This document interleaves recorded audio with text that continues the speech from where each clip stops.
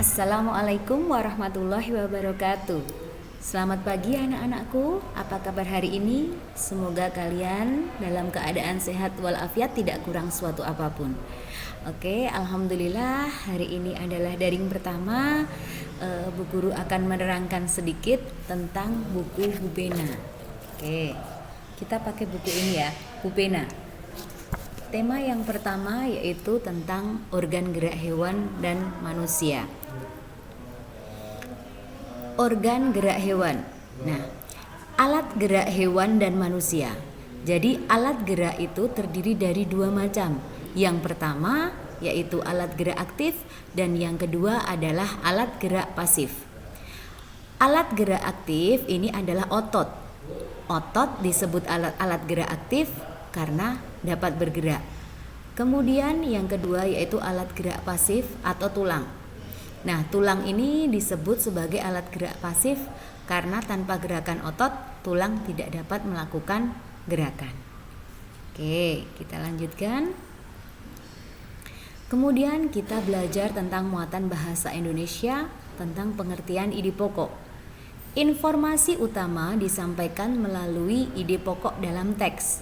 Nah, ide pokok itu adalah merupakan inti atau dasar permasalahan dari suatu teks. Ide pokok tentang teks dalam teks itu biasa disebut dengan pokok pikiran atau gagasan utama karena berisi gagasan dasar dari penulis. Jadi intinya pokok pikiran dan gagasan utama itu adalah sama. Nah, sekarang bagaimana cara menentukan ide pokok? Nah, ini ada beberapa cara untuk menentukan ide pokok. Yang pertama, kalian harus membaca teks dengan seksama secara keseluruhan.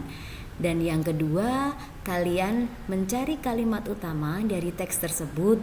Nah, ide pokok itu biasanya dijumpai pada kalimat utama tersebut. Ada pertanyaan? Kalau tidak, Bu Guru lanjutkan. Ya. Di sini ada teks. Kalau di buku kalian itu ada di halaman 5 tentang gurita.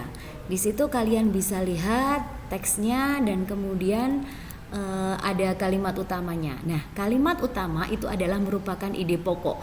Kalimat utama dalam teks gurita ini ada di awal paragraf. Yang pertama itu teksnya adalah kalimat utamanya adalah gurita merupakan salah satu jenis hewan tidak bertulang belakang yang dikenal sebagai hewan yang cerdik dan pintar. Itu adalah merupakan kalimat utama yang merupakan ide pokoknya. Oke, kita lanjutkan. Kemudian ini ada muatan SBDP. Di SBDP ini kita akan belajar tentang gambar cerita. Apa sih gambar cerita itu? Nah, gambar cerita itu adalah sebuah gambar atau urutan gambar yang saling berhubungan satu dengan yang lainnya membentuk sebuah cerita. Contohnya adalah gambar ilustrasi. Nah, gambar ilustrasi ini dibedakan menjadi dua. Yang pertama yaitu ilustrasi dengan foto dan yang kedua itu ilustrasi dengan gambar tangan. Bagus ya. Kita lanjutkan. Kita masuk ke muatan IPA. Tentang alat gerak hewan dan fungsinya. Alat gerak hewan disesuaikan dengan aktivitas dan tempat hidupnya. Ya, kalian bisa perhatikan tabel hewan beserta alat geraknya berikut ini. Di sini ada ikan, alat geraknya sirip dan ekor, fungsinya adalah berenang. Kemudian ada amfibi, itu contohnya katak ya. Nah, ini alat geraknya kaki, dia bisa berjalan, melompat dan berenang, itu fungsinya. Kemudian yang ketiga itu reptilia. Untuk buaya itu kaki, sedangkan ular itu otot perut alat geraknya, dan penyu itu adalah kaki dayung. Fungsinya apa? Fungsinya untuk berjalan, merayap, memanjat dan berenang. Kemudian yang keempat yaitu burung. Sayap itu untuk burung, sedangkan untuk burung unta itu kaki alat geraknya. Itu sama-sama jenis burung ya. Kemudian fungsinya apa? Untuk berjalan, berlari, terbang dan berenang. Yang kelima yaitu mamalia. Mamalia ini adalah kalau untuk kerbau, sapi, kuda itu alat geraknya kaki, sedangkan untuk paus dan lumba-lumba itu alat geraknya adalah sirip. Nah, fungsinya untuk apa? Berjalan, berlari, melompat, dan berenang. Oke, nanti kalian bisa cari hewan-hewan yang lain menyebutkan alat geraknya apa dan fungsinya apa. Siap? Kita lanjutkan.